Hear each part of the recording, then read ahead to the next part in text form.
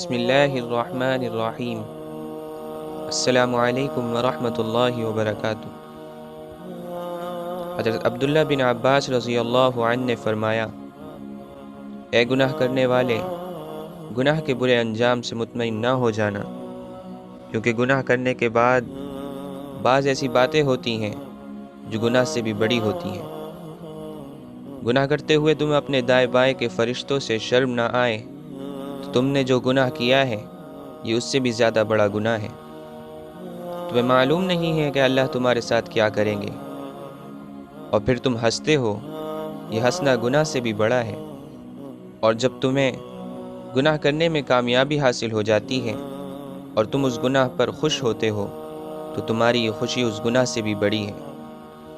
اور جب تم گناہ نہ کر سکو اور اس پر تم غمگین ہو جاؤ تو تمہارا یہ غمگین ہونا اس گناہ کے کر لینے سے زیادہ بڑا ہے۔